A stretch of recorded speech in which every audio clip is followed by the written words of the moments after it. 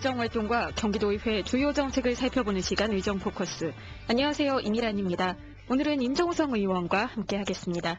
의원님 안녕하세요. 예, 안녕하세요. 반갑습니다. 네, 경기방송 청취자들에게 인사 말씀해 주시죠. 예, 먼저 경기도민 여러분 안녕하십니까. 경기도의회 도시환경위원장을 맡고 있는 강주 출신 임종성입니다. 지난 2011년은 국내외적으로 경제가 어려워 서민들이 많이 고통을 받았으며 잘 아시다시피 여름철 집중호우로 인해 삶의 터전을 잃은 도민들도 많이 계십니다.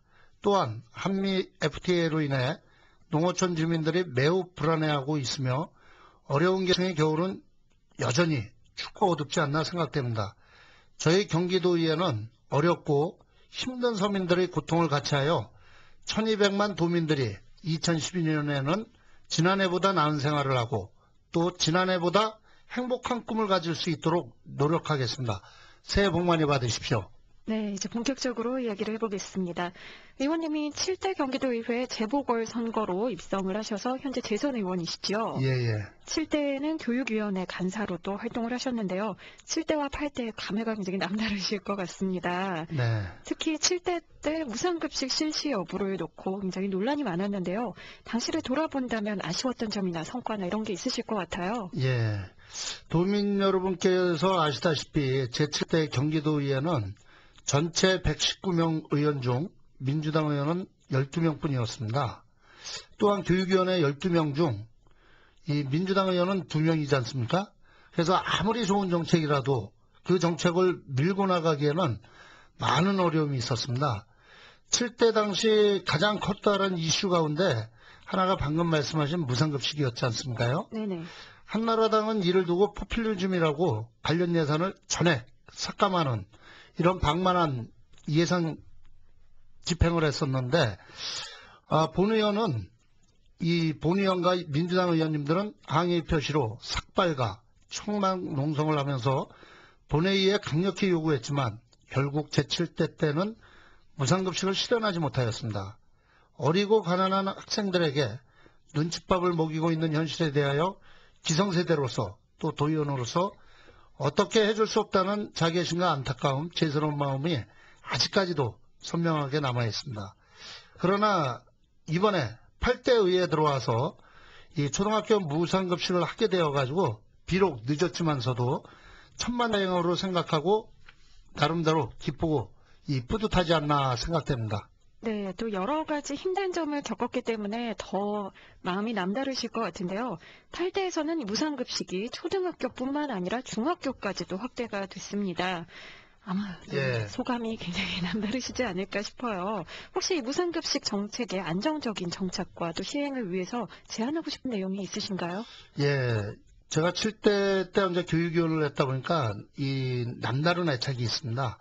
이 무상급식은 도의회에서 민주당이 다수당이기에 이제 실현은 되었지만 이제는 다수당이라기보다는 사회적 동의가 이루어져서 이 제도적으로 완전히 정착돼야 되는 것이 중요한 과제이지 않나 생각되거든요. 이 무상급식은 기성세대가 당연히 져야 하는 의무이기에 이것을 흑백 논리나 정파적으로 접근하면 안 됩니다. 우리 어린 학생들에게 균형적인 식단을 제공하는 맞춤형 복지사업으로 있는 자와 없는 자가 계층 간의 구별 없이 자존심의 상처를 받지 않게 하는 것이 미래 한국을 위한 중요한 투자이지 않나 생각됩니다. 결국 어린 학생을 어떤 환경에서 교육시키느냐가 시각의 차이이기 때문에 정책의 지속성을 위해서는 사회적으로 광범위한 공감대가 형성되어야 하고 이에 따라 예산의 우선순위가 확보돼야 되지 않을까 생각됩니다. 아울러서 우리 경기도의회에서는 2011년에 이어 또 2012년에도 무상급식을 위해 여야 간 합의한 선례가 있었지 않습니까? 네. 이러한 모습을 발전적으로 계승하면은 무상급식 정책의 안정적 추진은 문제가 없지 않을까 생각됩니다. 네, 교육 문제는 잘 해결이 되고 있고요. 또 한 가지 어려운 임무를 맡고 계십니다. 8대 전반기의 도시환경위원장을 맡고 계신데요. 아마도 뉴타운 문제가 가장 뜨거운 현안이 아니었을까 싶습니다. 네, 맞습니다. 네, 이 뉴타운 문제 해결을 위해서 어떤 활동들을 하셨는지 궁금합니다. 뉴타운 문제 참 고민을 많이 했습니다. 이 첫 단추가 잘 끼워져야지만이 마지막 단추가 잘 끼워질 수 있다는 말이 있지 않습니까? 도내 뉴타운 문제는 어디서부터 어떻게 잘못되었는지 손을 댈 수가 없을 정도였습니다. 왜냐하면 뉴타운 추진이 잘 돼도 삶의 터전을 잃어 인생의 바닥까지 추락하는 경우가 생기고, 또 추진이 잘 안 되면 하나밖에 없는 재산권이 묶여가지고 팔지도 또 사지도 못하는, 오도가 또 못하는 경우가 발생하고 있기 때문에 뭘 해도 주민들의 반대와 갈등이 심화되는 상황이 진행되고 있었습니다. 네.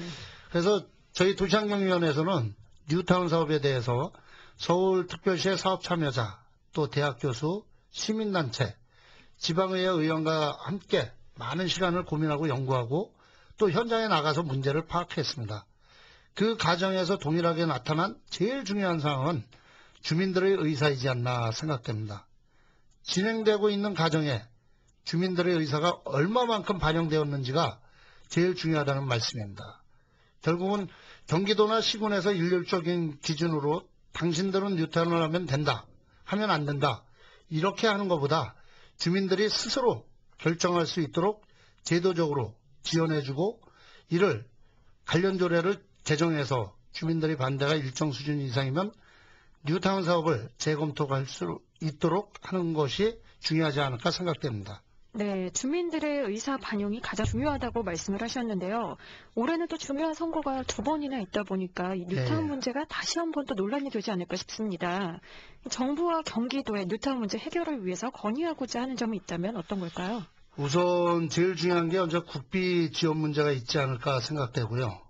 이 뉴타운 사업에 따른 도로라든지 공원, 또 공공시설 설치 비용의 10에서 50%를 국비 지원하도록 의무하고 있지만서도 2012년에 국비가 고작 55억밖에 지원된 게 없습니다. 결국 이는 주민 부담을 가중시켜가지고 사업 추진을 지연시키는 그런 요인이 되지 않았나 생각되고요. 국비 지원 확대가 반드시 필요하지 않을까 생각되고요. 또한 이 뉴타운 임대주택 부지를 무상으로 인수하고 있는데 이를 감정평가 금액으로 인수할 수 있도록 하고 이에 대한 인수비용을 국가에 지원하는 것이 필요하지 않을까 생각되고, 현재 주택 재개발 사업 개발이익의 과거처럼 크지 않은 상황에서 임대주택 부속 토지를 무상으로 기부 체납함에 따라서 주민부담 증가로 사업성 악화되는 실정입니다. 그래서 경기도에서는 뉴타운 사업 지원을 위해 도시재정비 촉진 특별회계를 운영하는데 규모가 고작 50억밖에 안 됩니다.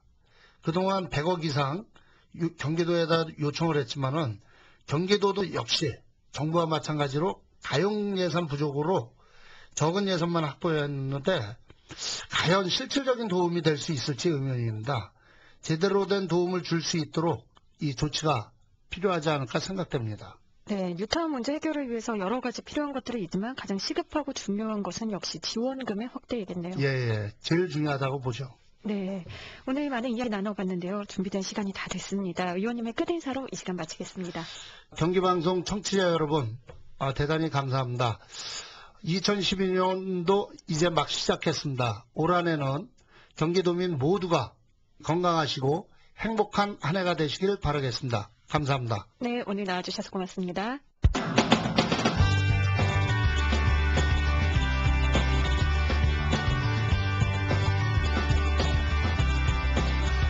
경기도 의원들의 의정활동과 경기도의회 주요 정책을 살펴보는 시간 의정포커스 임종성 의원과 함께했습니다. 고맙습니다. I'm alive, I'm a mess. I can't wait to get